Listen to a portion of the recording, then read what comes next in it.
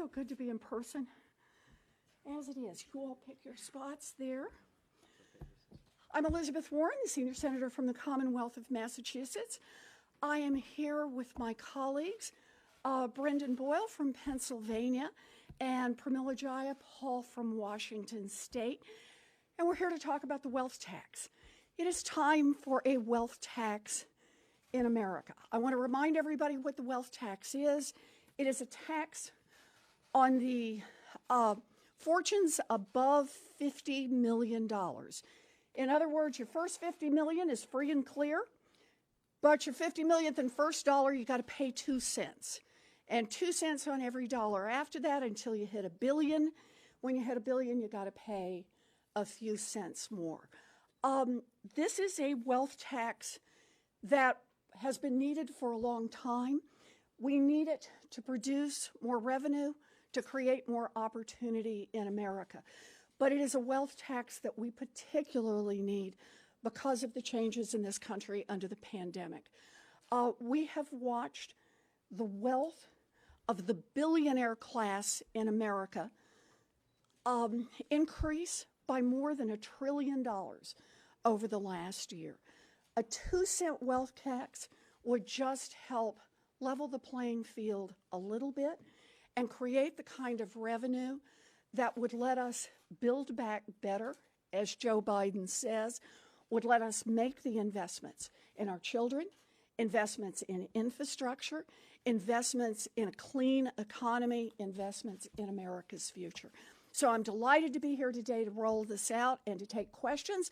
But first, we want to hear from Congressman Boyle, and let me put my mask back on. I'll yield too. Congresswoman Jayapal. Thank you so much, Senator. So grateful for your tremendous leadership on this for quite some time now. And to my colleague in the House, we're thrilled to be working on this in partnership with the Senator. This is a moment where I think structural inequality and inequity has really been laid bare during this pandemic and this economic crisis. It is a moment where 1 in 7 families don't have enough to eat. More than 8 million people have been pushed into poverty. Nearly 1 million new people every week are filing unemployment claims, and that's on top of the more than 75 million who have lost their jobs. This historic loss of jobs has also led to a historic loss of health care, and all of this has happened as we've surpassed 512,000 deaths due to COVID. But as working families have struggled and as their savings have dried up and food banks have been overwhelmed, as the Senator said, the rich have only gotten richer. U.S. billionaires have become $1.3 trillion richer since COVID began. That is a 44% jump in their wealth just since March. And it's not just a few billionaires getting wealthier. There have been 46 new billionaires created during this pandemic. Now, today, the richest 1% own 35% of the nation's wealth, and the richest 1/10 of 1%, that's 0.1%, own more than 18% of America's wealth. And then just compare that to the entire bottom half of Americans owning just 1.5% of wealth. So in the simplest terms, there are the richest 130,000 families in America who hold nearly as much wealth as the bottom 117 million families combined. Now, I want to just spend a minute on Black and brown and indigenous families and the racial wealth gap, because this is really critical. It's particularly staggering when you look at racial inequality as related to wealth. White families have an average wealth that is more than 14 times as much as Black families and 8 times as much as Latinx families. And in fact, the 400 richest Americans own more wealth than all Black households and a quarter of Latino households combined. That's happening as 1 in 3 Black and Latinx families have 0 or negative wealth. And for Asian Americans, a group that is way too little studied, and there's way too little information here, income and wealth distribution inequality has gone from being one of the most equal to actually one of the most unequal among major racial groups in the United States. Now, this is no accident. Our history is that much of the wealth of white families was accumulated at the expense of Black, brown, and indigenous families, from legalized slavery to redlining. And the extreme inequality and concentration of wealth and racial inequity is baked into our tax system because we only tax income and wages and not wealth that has been amassed through business or equity or real estate, fine arts. And then we pass it down through inheritances, remaining free of taxes for the most part the whole time. So it's a wealth inequality level that no other leading country in the world has seen. Our legislation, as the senator said, finally helps just level the playing field and ensures that the wealthiest begin to pay their fair share. And it does so all the while investing trillions of dollars into our communities. You already heard what it does, a 2% annual tax on those who have a net worth between $50 million and $1 billion. And yeah, you pitch in a little bit more if you've got more than $1 billion. But if you're like 99.95% of Americans who have a net worth of less than $50 million, you pay nothing new, not a penny. This tax only impacts 100,000 households, the top 0.05%. But still, it would bring in $3 trillion over 10 years. Just imagine what we could do with $3 trillion. That's COVID relief, it's healthcare, it's infrastructure, education, a transition to renewable energy and affordable housing, all the while reducing that racial wealth gap. And that's why the majority of Americans support an ultra-millionaire tax. Poll after poll has found that voters are with us on this, that it is time for the rich to pay their fair share. It's not just Democrats, it's moderates, it's independents, and even a plurality of Republicans. So I'm looking forward to working on this in the House with my colleagues and to bringing finally a fairness and an equity to our system. Thank you, and I yield now to the great gentleman from the state of Pennsylvania, Mr. Boyle. Well, thank you. I'm Congressman Brendan Boyle, as Pramila mentioned, from Commonwealth of Pennsylvania, also a member of the Ways and Means Committee and Vice Chair of the Committee on the Budget. I want to thank Senator Warren and my colleague in the House, Representative Jayapal. It's great to be, I'm just very excited to be working with them on this concept. As some of you know who might cover tax issues, I've been working on, and my staff and I working on this concept for the last couple of years now, and really believe in working with these two outstanding legislators that the time is right. What we're talking about here today is bigger than just one piece of legislation. It goes to the heart of the American dream itself. I was raised in a household that believed in the American dream almost like it was our religion. My father came to America when he was 19, spent the next 50 years working blue-collar jobs because he believed in the American dream. And I tell you this, the hyper-concentration of wealth among the top 0.1% is a mortal threat to the American dream. Consider that in the last generation, while the share of the wealth owned by the very top has tripled, the size of the great American middle class has shrunk, and it has shrunk, according to Pew, considerably. This is the first generation, mine is the first generation in American history that can say they have seen the decline of the size of the American middle class.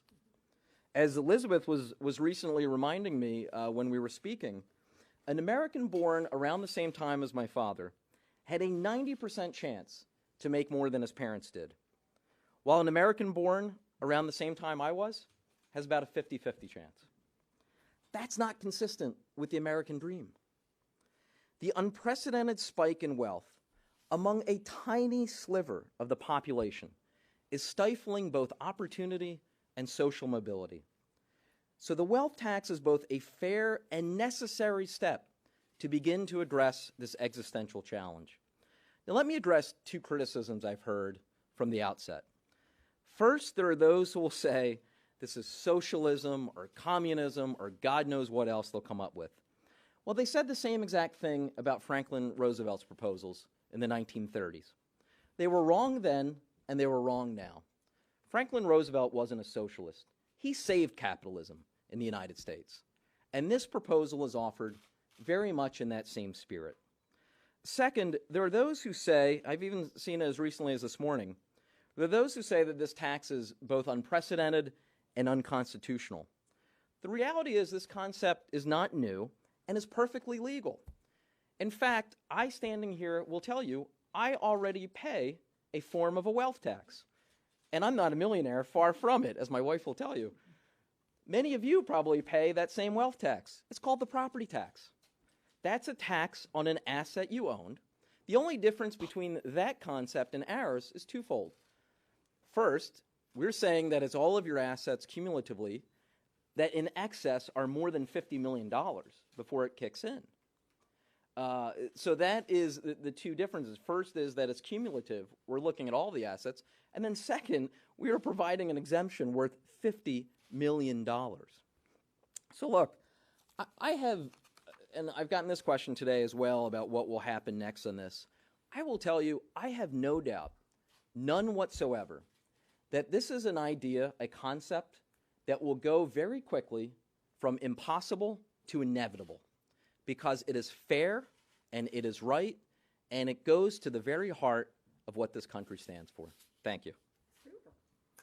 Good. So we'll take questions. How about if we start with any questions around the wealth tax, and then if you've got other questions, we'll stay for those. Sure. First question, Senator Warren. Do you believe this wealth tax should go in the second reconciliation bill? And if so, when do you think that should come? Look, I'd be delighted to see us move forward with the wealth tax at any point. It's something we need in America, and that's why we're out here today. We're putting it out so everyone can see it and start to talk about it. It's got a lot of details in how it works. It's got things like what the rate will be for monitoring the income and checking out each of the billionaires that are subject to it and the ultra millionaires. But we want to put it out there so people can start to consider it and put it in a package. We need to move forward on this. I ask that only because the COVID bill shows the struggle of getting Republican votes for President Biden's agenda. What happens, do you think, broadly to aspects of his agenda, including taxes, if things keep getting bottled up with 60 votes? You know, there are two answers to that. The first one is every time the Republicans want to talk about cost, then we should be talking about revenue, and that's the wealth tax. They want to complain about what things cost. We're putting forward a way to pay. This is a way to make sure that we are being fiscally responsible going forward. And the second is you raise the question of the filibuster. Look, we can't give Mitch McConnell and the Republicans a veto over the work that needs to be done in America. America elected Democrats to come here and get things done. And it is our responsibility to do that, not to hand Mitch McConnell an automatic no on anything that he and his billionaire friends don't like.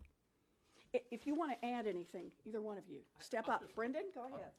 I'll just say real quickly, look, we obviously had a debt and deficit issue before this. Over the last year, we have spent from the CARES Act through what we just voted for in the House, well past midnight the other night, we've been spending a lot of money.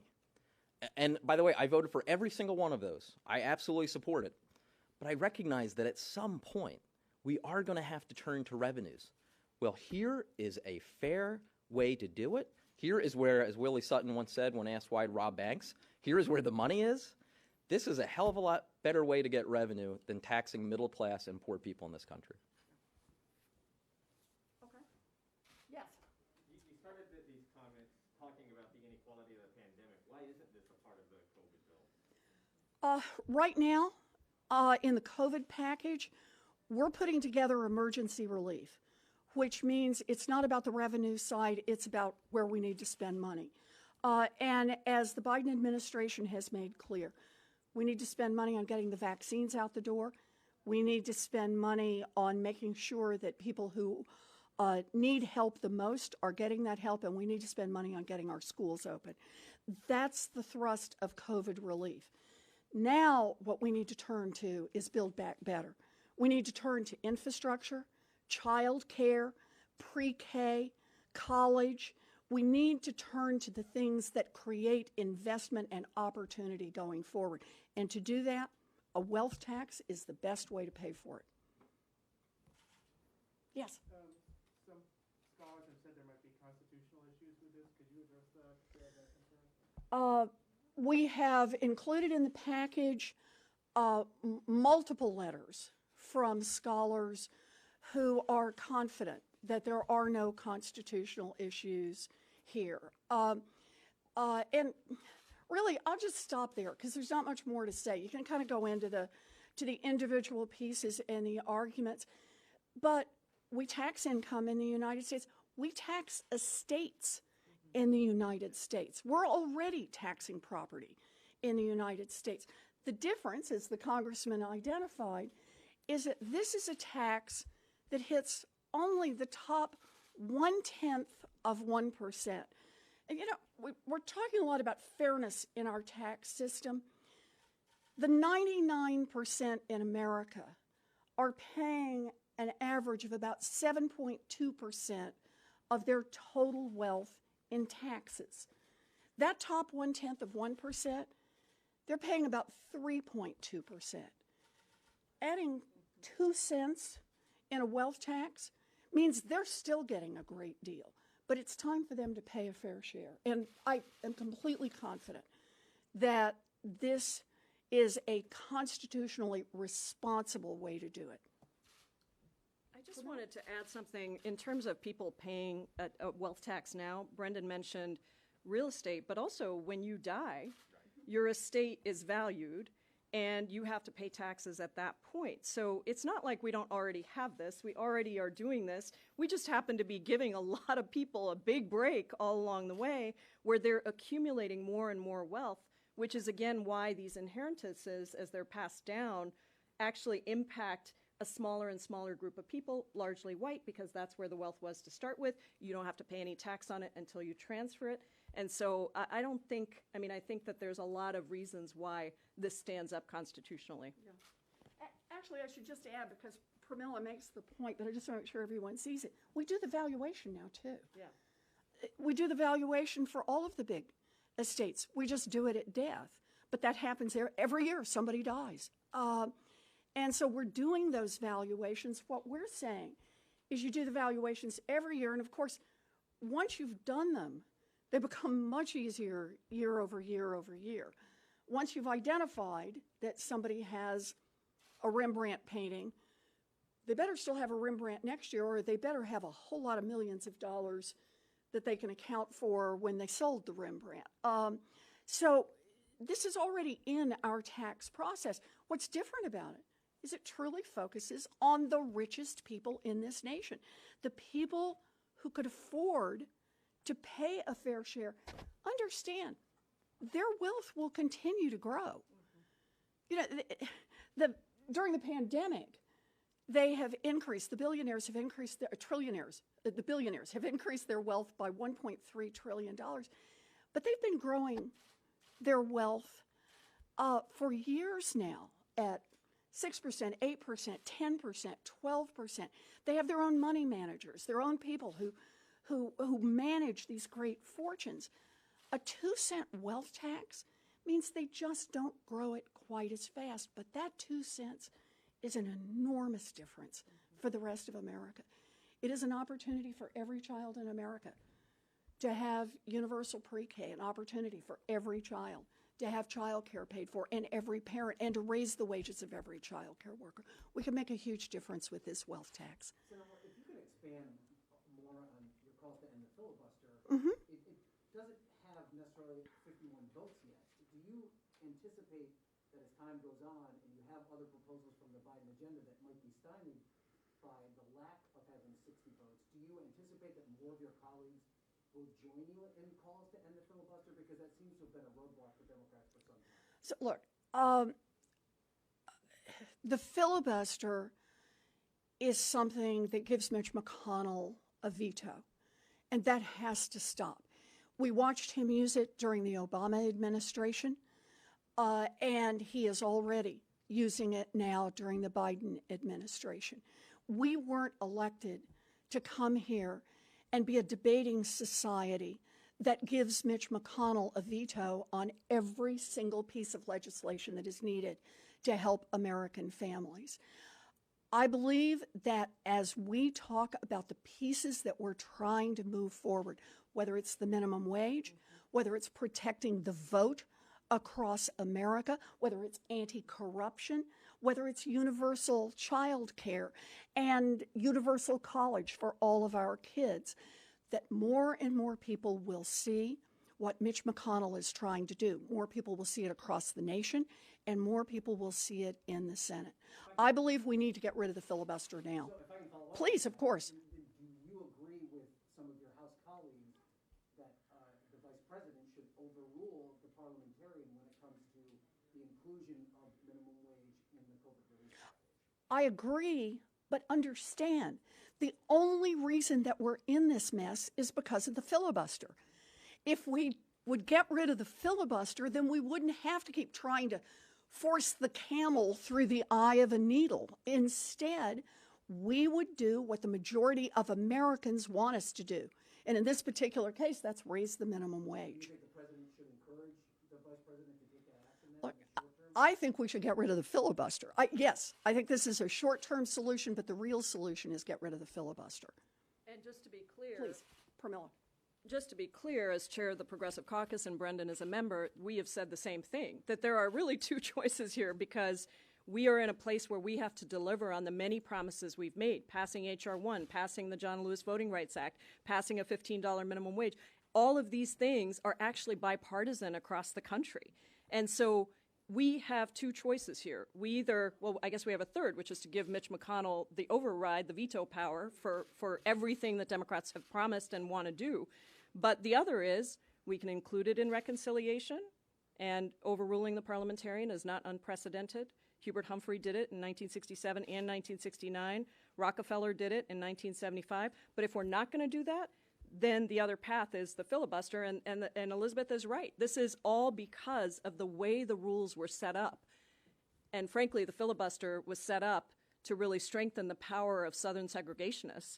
And that is the history of the filibuster. So we should be very clear that I believe President Biden wants to do everything he can to address racial inequity in this country and inequality.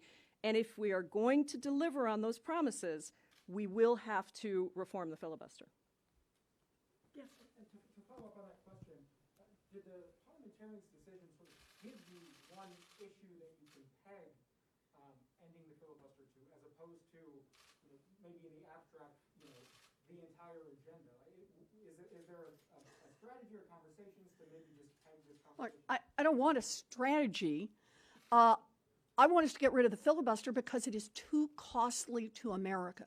The piece in front of us right now is the minimum wage.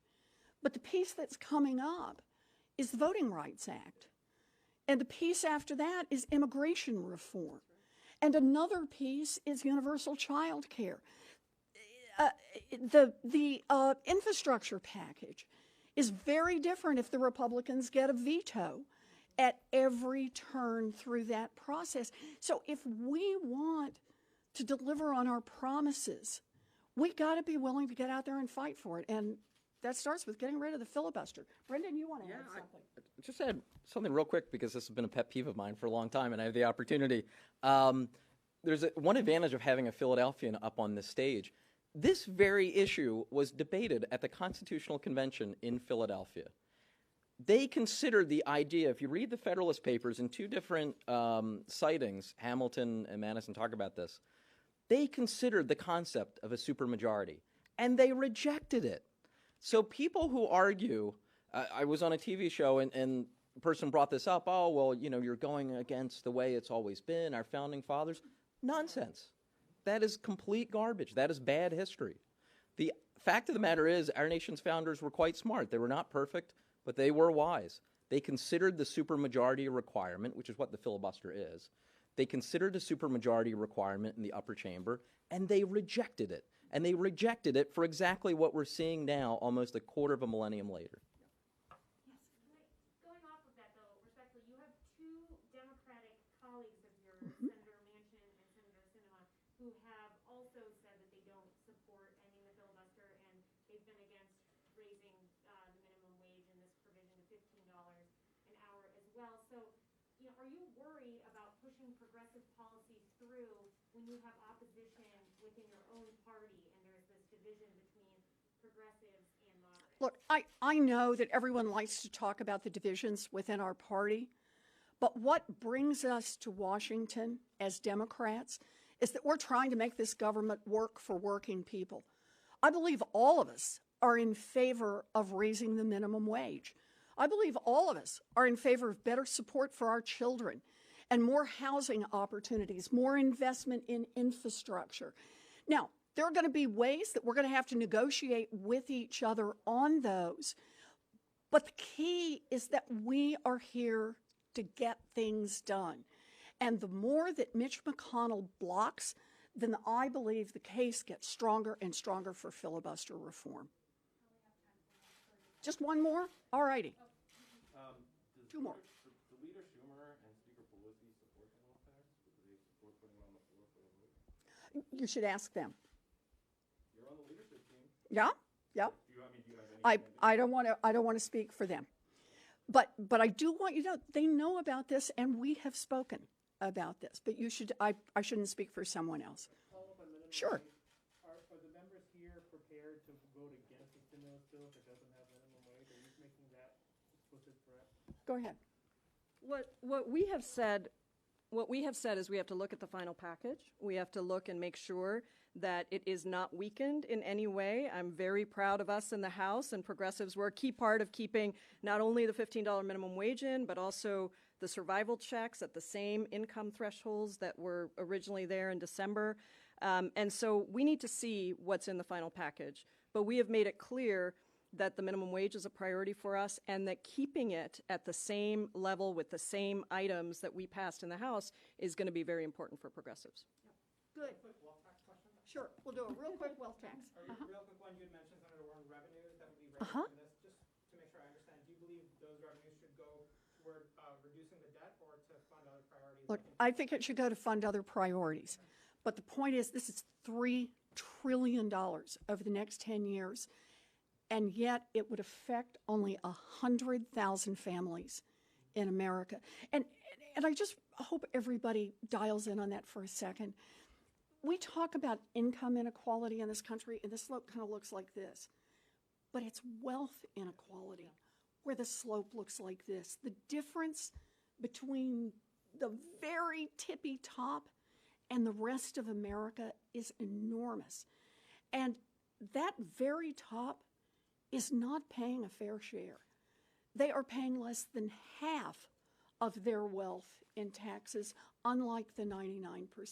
We're just asking them, we're saying, you made it there, good for you, but pitch in 2 cents so that other kids in America have a chance to build a future. That's what this is about, building a future. Good. Thank you. And I want to thank my 2 colleagues for being here.